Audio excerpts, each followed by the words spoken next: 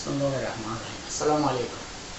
من در قسمت اول احادیثی خوندم از کتاب‌های اهل سنت و چون همیشه من دلیل میارم الان کتاب‌هایی که اون احادیث نوشته شده برای شما میخونم. درباره پستان خوردن مردا از زنا گفته خانم عایشه که ازش پرسیدن سندش کجاست که بز خورده. تعجب اینجاست که بین همه احادیث بز ما فقط هم یه دونه را خورد. چاپ بیروت سنن ابو داوود سجستانی صفحه 382 بوک نکاح حدیث 2061. سنن ترمذی، اینا از صحایح سته هستن. سنن ترمذی صفحه 352 حدیث 1155. صحیح بخاری چاپ بیروت کتاب نکاح صفحه 940 حدیث 52922. صحیح مسلم صفحه 686 چاپ بیروت کتاب ربا حدیث 1452 و خیلی از اینا زیاده. من حالا اینا معروف ترینش رو گفتم چون صحیح مسلم و صحیح بخاری رو شما میگین برادر و خواهر قرآن. و حدیثی که بز خوردن، حدیثی که خانم عایشه به دروغ از رسول خدا گفته، سنن ابن ماجه باب رضایه صفحه 453 حدیث 1944. درباره ایمان ابلیس و ایمان ابوبکر برابر است، تاریخ بغداد جلد 13 صفحه 373.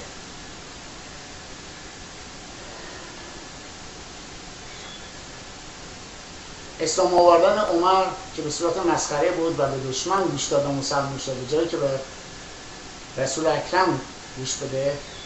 این همه معجزات از رسول خدا دید ولی به دشمن گوش داد.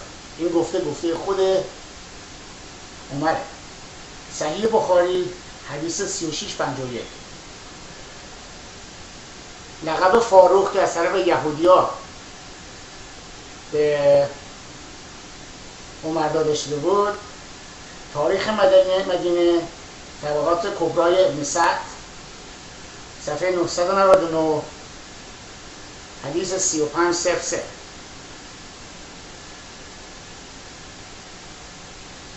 احادیث مختلفی هست که عمر قرآن یاد نگرفت، اصلا نمیدونست. 12 سال طول کشید تا سوره بقره رو یاد بگیره. سنن کبرا حدیث 12567. تاریخ مدینه حدیث 1880.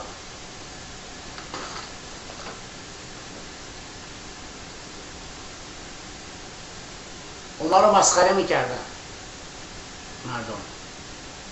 صحیح بخاری حدیث 1956. صحیح مسلم 2153 حدیث 2153. آقای عمر وقتی دستشویی میکرد خودش تمیز نمیکرد، دست نمیشست. نظافت عمر. کذالعمار منتقی هملی صفحه 518 حدیث 27236. دست خود رو نمیشست، دستشویی میکرد. طبقات کبرای ابن سعد حدیث 3690. کذالعمار هلی صفحه 520 حدیث 27237 حدیث 27238 حدیث 27234 حدیث 27235. سنن کبرای بیهقی حدیث 465. هستن نظافت رو رعایت نمی‌کرد. خجالت بکشین سنیان.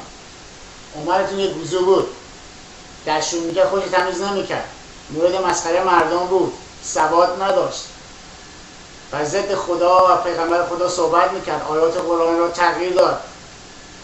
یکی از اونها این بود که خداوند در قرآن گفته پاتون رو مسح کنید، ایشون گفت دروغ میگه، جبرئیل اشتباه کرده، پاتون رو بشورید. یعنی تمام وضوء شما اشتباهه. چون حوادث زیاده من در قسمت سوم بقیه این احادیث رو براتون میخونم. السلام علیکم و رحمت الله و برکاته.